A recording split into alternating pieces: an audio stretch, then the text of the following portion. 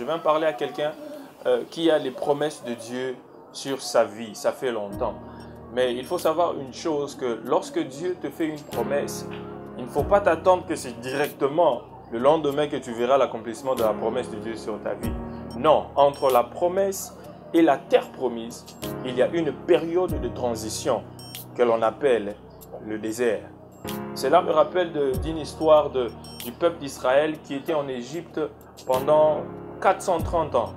Ils avaient la promesse qu'ils devaient sortir de l'Égypte et puis aller dans la terre promise, qui était Canaan.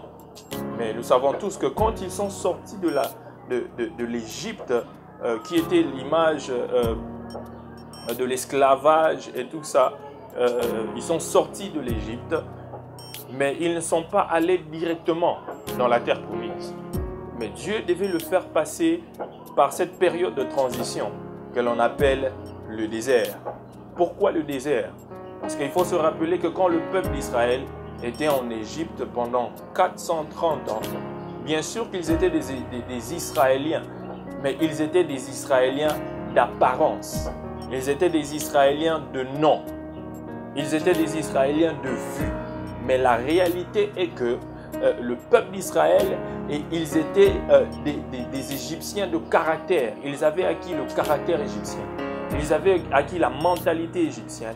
Ils avaient acquis la façon de voir des Égyptiens, le comportement égyptien. Donc, tous deux étaient égyptiens. Ils étaient des Israéliens d'apparence, mais égyptiens d'identité, de caractère, de comportement, de tout. Alors, Dieu n'avait pas fait la promesse. Il n'avait pas dit qu'il allait faire sortir des Israéliens, des Égyptiens de la terre de l'Égypte pour le faire entrer dans la terre promise. Non, il voulait des Israéliens.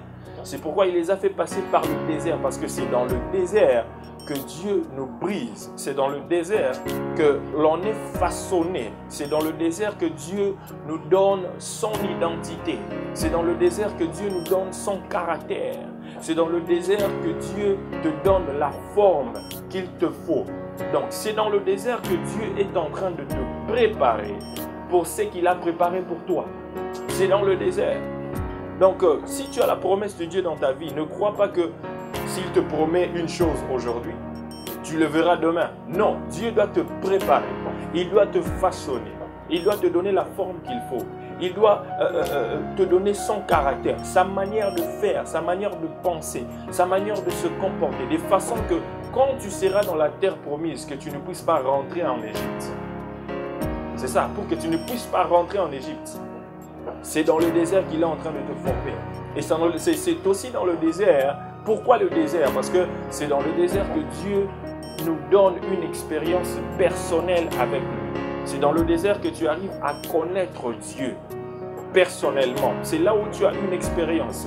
Cela me rappelle de l'histoire de David. David qui était dans la brousse où personne ne le connaissait. Avant qu'il ne puisse affronter Goliath, il était dans la brousse là-bas. Et qu'est-ce qu'il a fait dans la brousse? Dans la brousse, il a tué le lion. Dans la brousse, il a tué l'ours. Dieu était en train de le préparer. Il lui a donné une expérience personnelle. Bien sûr, il était loin pour devenir roi. Il avait la promesse qu'il deviendra roi d'Israël, mais il n'est pas directement devenu roi.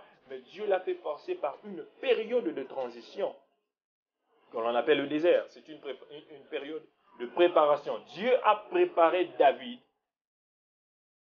Il a vaincu le lion, il a vaincu l'ours. Et Dieu l'a mis devant Goliath parce qu'il savait qu'il était prêt à devenir roi. Alors, toi qui as la promesse de Dieu dans ta vie, sache que entre la promesse et la terre promise, il y a la période de désert. Ne fuis pas ce temps-là, parce que Dieu est en train de te préparer pour ce qu'il a préparé pour toi. Que l'Éternel vous bénisse. À la prochaine.